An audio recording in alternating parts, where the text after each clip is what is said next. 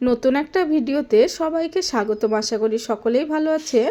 আজকে আমি বিরিয়ানির রেসিপি আপনাদের সঙ্গে শেয়ার করব, দেখতে থাকুন, খুবই ভালো লাগবে। আমি যেভাবে বিরিয়ানি তৈরি করি বাড়িতে সেটাই আপনাদের সঙ্গে শেয়ার করছি।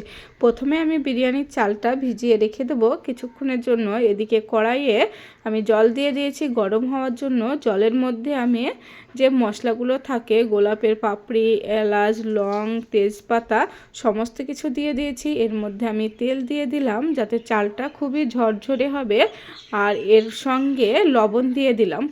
এবার চালগুলোও আমার ভিজে গিয়েছে, চালগুলো দিয়ে দিলাম। ফুটে উঠলে আমার ভাত রেডি হয়ে যাবে। এই দেখুন ফুটতে শুরু করে দিয়েছে। ভাতটা পুরোপুরি সিদ্ধ করে নিলে হবে না, হাফ সিদ্ধ হলে এইভাবে ছাকনার সাহায্যে তুলে নিতে হবে। এই দেখুন আমি সমস্ত ভাতগুলো তুলে নিচ্ছি। এদিকে আমি আলুর খোসা ছাড়িয়ে রেখে দিয়েছি। কড়াইয়ে তেল বসিয়ে দিয়েছি, তেলের মধ্যে আলুগুলো দিয়ে দিলাম। আলুর মধ্যে পরিমাণ মতো লবণ আর একটু হলুদ গুঁড়ো দিয়ে দেব, দিয়ে আলুটা ভাজতে শুরু করে দেব।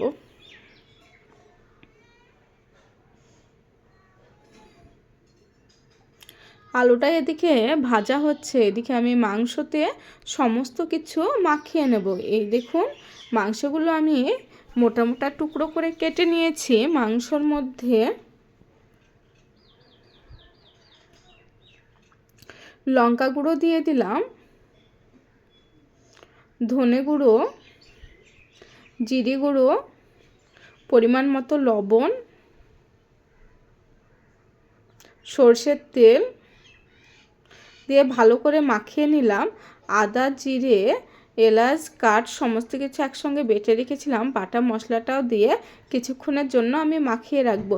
এদিকে কড়াইয়ে আমি তেল দিয়ে দিয়েছি। তেলের মধ্যে অল্প কয়েকটা টুকরো পেঁয়াজ আর তেজপাতা দিয়ে দিয়েছি। বেশি করে আমি তেল দিয়েছি। তেলের মধ্যে মাংসগুলো দিয়ে আমি ভাজা ভাজা করে নেব।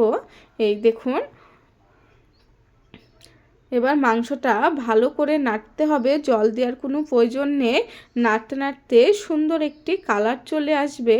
এই দেখুন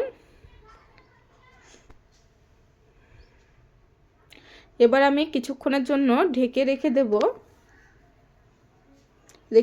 এই দেখুন ঢাকনা তুলে কত সুন্দর হয়ে গিয়েছে, মাংসটা ভাজা হয়ে গিয়েছে। এর মধ্যে আমি আলুগুলো দিয়ে দেব। আলুগুলো দিয়ে ভালো করে নেড়ে নেব। এদিকে আমার সমস্ত কিছু রেডি হয়ে গিয়েছে। এবার কড়াইয়ের মধ্যে আমি মাংস আর আলু একসঙ্গে দিয়ে দেব। এবার ভাতটাও এর মধ্যে দিয়ে দেব। এই দেখুন হাফ সিদ্ধ ভাত। এদিকে আমি পেঁয়াজের বেরেস্তা করে রেখেছিলাম, বেরেস্তাটা দিয়ে দেব। গাজর ভেজে রেখেছিলাম, গাজর কুচি দিয়ে দিলাম। আবার এর উপরে আমি মাংসগুলো দিয়ে দেব। শেষে এক মুঠ চিনি দিয়ে দেব। আবারও আমি ভাত সাজিয়ে দিয়ে দিলাম। এর মধ্যে আমি পরিমাণ মতো ঘি দিয়ে দিলাম, গোলাপ জল, আতর, কেওড়া জল সমস্ত কিছু দিয়ে দিচ্ছি। জায়ফলটাও আমি এইভাবে একটি গ্রেটারের সাহায্যে গ্রেট করে দিয়ে দিচ্ছি। এই দেখুন উপরে আবার আমি ঘি দিয়ে উনুনে তুলে দিলাম। এবার একটি ঢাকনার সাহায্যে এইরকমভাবে এই দেখুন এই ডাবরটার সাহায্যে ঢেকে দিলাম, আর কোনো ভাপ বার হবে না।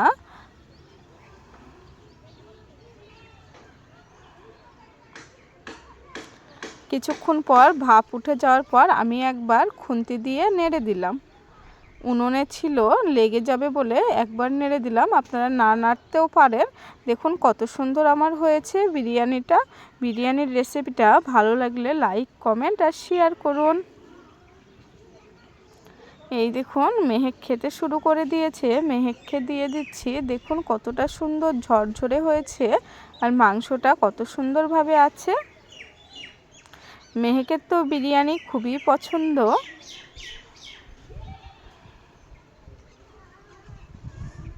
মেহেক বলছে খুবই ভালো হয়েছে। ভিডিওটা কেমন লাগলো অবশ্যই কমেন্টে জানাবেন। ভালো লাগলে লাইক, কমেন্ট, শেয়ার করুন।